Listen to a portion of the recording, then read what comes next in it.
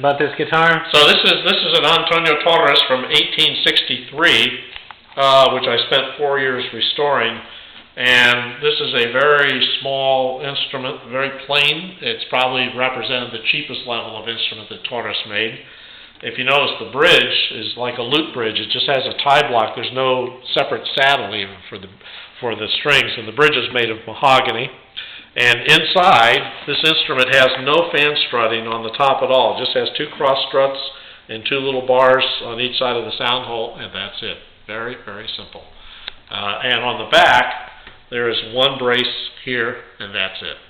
There's not the usual 3 braces. So this guitar was probably put together in a couple of days' time using the least expensive and cheapest materials they could do it with. And yet, having said all that, if you look at the precision of the outline and the work and the level of the rosette, the precision of the inlay of the rosette and the detailing on the bridge and everything, it still shows a lot of skill. It's very well put together.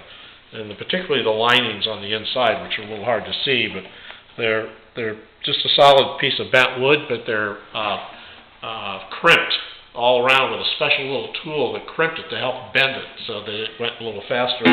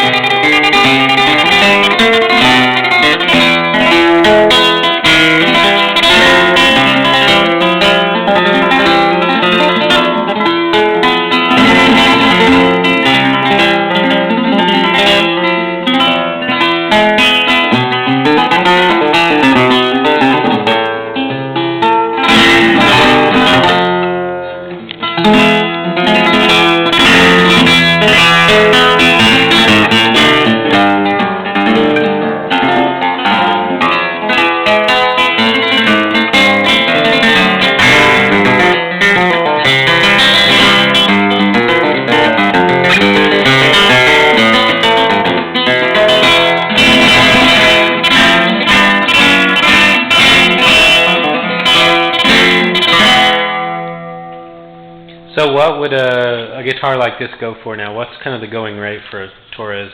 Oh, I think probably any Torres in reasonably original condition that's playable is probably worth $100,000, maybe more. And this one's not as fancy. It's not as impressive to look at as some of the ones that are still in existence. Out of the about approximately 300 or so instruments they estimated that Torres made, I think there's about 90 to 100 that are still in existence in some form or another. Many of them not particularly playable now because they've been really badly worked on. Well, that one sounds really great. It's amazing. It's the sides on this for luthiers. This guitar is absolutely shocking. The sides on this guitar average about 0.8 of a millimeter thick. Okay, that's way less than a 1/16 of an inch. It's like the thickness of maybe a couple of playing cards, if that. Wow. Very thin. And it had many cracks in the sides. This guitar actually came from Almeria. Had been in a family for generations, and the grandson lives here in New Jersey, and his grandmother wrote him from Spain and basically said, we've got your grandpa's old guitar here. It's been sitting on a wall all these years. It's in horrible condition. Do you want it? If not, we're going to throw it away. And he said, okay, send it over. So they sent it over. This guy didn't play the guitar or know anything about guitar at all. And he got it. Of course, he looked inside and he saw the label, and he said, gee, that's funny. It's I wonder who that was. So he got on the internet and started looking it up and started asking around. And so everybody ended up saying, well, you got to take it over to Richard. And so he called me up, and normally 9 times out of 10, these things are wild goose chases. And there's something about this and what he was telling me. I said, wow, that sounds very interesting. Why don't you bring it out.